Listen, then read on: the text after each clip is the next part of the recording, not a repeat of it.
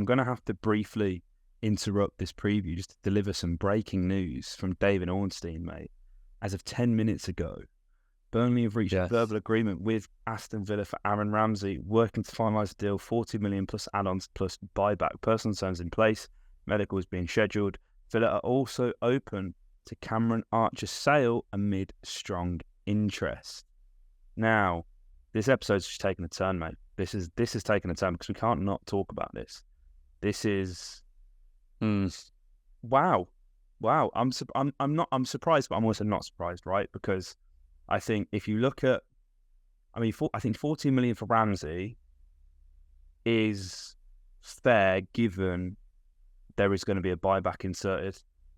I think that's, we're going to have to stump that, because if we didn't include a buyback, I think you can demand more. Obviously, we're going to be paying more than what we paid anyway just to bring him back. But in terms of, how transfer values work, success on that, it gives both us and Burnley a good end of the deal.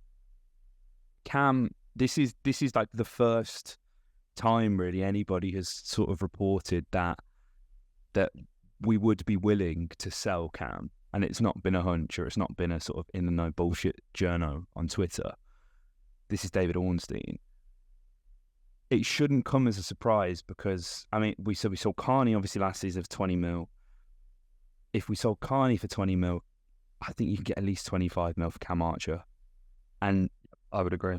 And I think that's where it becomes difficult to go, well, no, I think we'll keep him on the bench and play him final 10 minutes every game.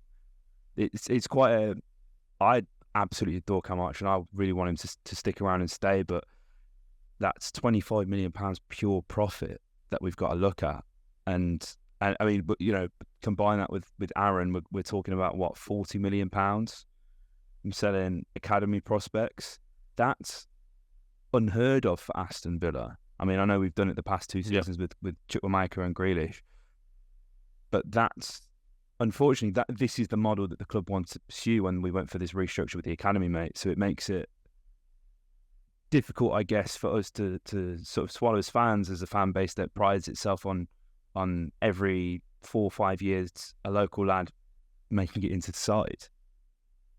Yeah, it's a sticky one. I think it's the best possible situation because these lads are right on the cusp of the first team.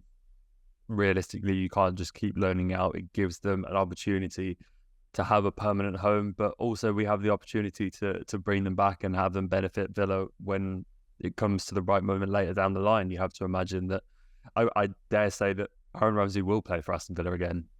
I don't think that, I don't think that's too controversial. I think more often than not, when you see these buybacks included, they're pretty fairly regularly, I feel, activated. They're particularly common in Spanish football. You see like Barca and Real Madrid do this a lot.